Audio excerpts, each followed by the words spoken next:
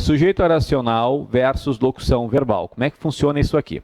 Em alguns momentos, eu fico na dúvida se é sujeito oracional ou se é simplesmente uma locução verbal. Quando? Quando eu tiver dois ou mais verbos lado a lado. Aí há, de fato, uma dúvida. Observa só. O sujeito oracional, como eu disse lá no início, é uma oração subordinada substantiva subjetiva. Ele é isso, tá?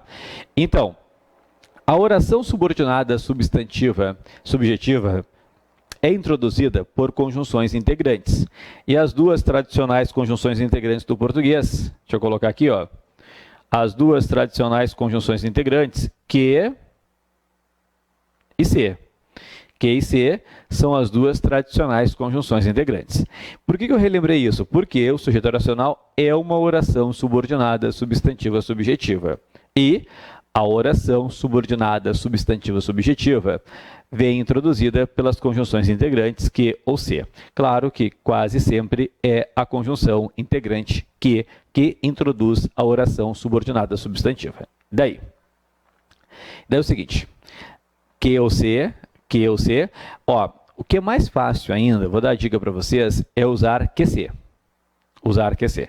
Só eu só não entendi ainda onde vamos chegar. Calma, já tudo vai fazer sentido. Calma, presta atenção. Olha só, basta os pais virem, uma frase que já vimos.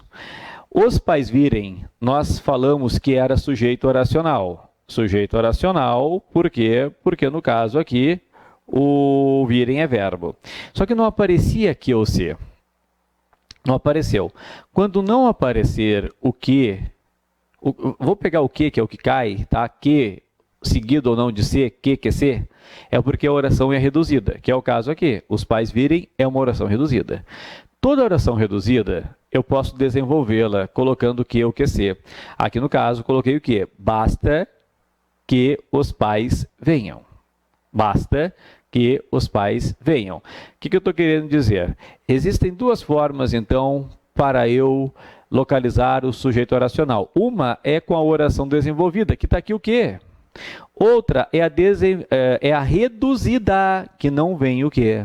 Mas eu posso desenvolvê-la colocando o quê? Então, olha só.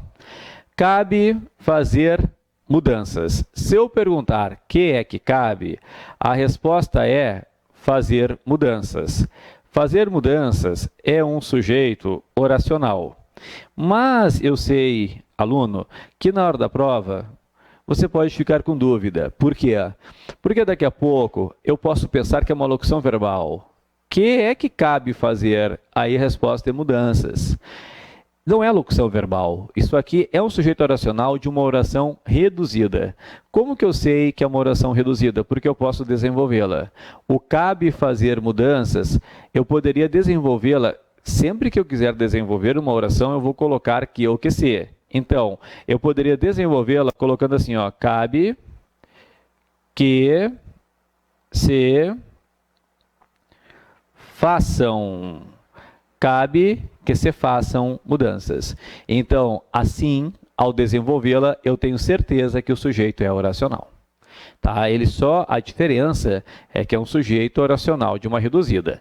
Então, é o seguinte, quando não aparecer o que ou o que se, e eu ficar na dúvida se é sujeito oracional realmente, eu vou sempre desenvolver a oração colocando o que se, tá? Ou simplesmente o que. Agora, nota... Deve ou devem ocorrer brigas? A minha dúvida é, será que ocorrer brigas é sujeito oracional? Quem é que deve ocorrer brigas? Sujeito oracional? Não sei. Urge ou urgem mudar as regras? Será que mudar as regras é sujeito oracional? Quem é que urge mudar as regras? Não sei. Vocês só terão certeza de que é sujeito oracional quando não vier o que de forma explícita desenvolvendo a oração.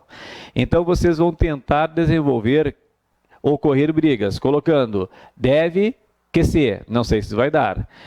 Urge mudar as regras, vamos tentar desenvolver mudar as regras, colocando urge que se, não sei se vai dar. Quando der, é sujeito oracional, como deu aqui, ó. Cabe fazer mudanças, cabe que se façam mudanças. Então, deve que se, não sei se dá. Urge que se, não sei se dá. Quando der, é sujeito oracional. Quando não der, é simplesmente uma locução verbal. Então, quando der, é sujeito oracional. Quando não der, é uma locução verbal. Então, devem ocorrer brigas. Eu posso desenvolver ocorrer brigas e falar deve que se ocorram brigas? Não. Então, no momento em que eu não consigo desenvolver, significa que isso aqui, de fato, é uma locução verbal. Se é uma locução verbal, o sujeito aqui é brigas, apenas brigas. E se o sujeito é brigas, apenas brigas, significa que o certo é devem ocorrer brigas. Devem ocorrer brigas. Já na de baixo, urge ou urgem mudar as regras, eu posso desenvolver. Eu posso falar urge que se mudem as regras, que se mudem as regras. Então, no momento em que eu conseguir desenvolver, significa que isso aqui é um sujeito oracional. E se é um sujeito oracional, o verbo que com ele concorda ficará no singular. Está aqui. Entenderam? Então, aqui é uma locução verbal porque eu não posso desenvolver a oração. Deve que se ocorram brigas, não tem lógica. O sujeito é só brigas. Na de baixo é um sujeito oracional. Por quê? Porque eu posso desenvolver e mudar as regras. Urge que se mudem as regras. Esta é a diferença, esta é a questão. Se eu vou desenvolver ou não. Quando eu conseguir desenvolver, é porque realmente é um sujeito oracional. Muito bem, perfeito. Ó, convém ler este livro. Bom, será que isso aqui é sujeito oracional? Vamos supor, eu acho que ler este livro é sujeito oracional. Não basta, eu acho. Eu tenho de ter certeza. E como que eu vou ter certeza? Desenvolvendo. Convém ler este livro. Eu poderia desenvolver e falar, convém que se leia, convém que se leia este livro? Sim, eu poderia desenvolver e colocar convém que se leia este livro. Então é sujeito oracional, portanto o convém fica no singular. E o singular do convém, já vamos ver agora, a próxima matéria, é representado pelo acento agudo. Então está ali. O verbo que concorda com o sujeito oracional ficará no singular e no caso aqui o singular é representado pelo acento agudo. Bom, depois...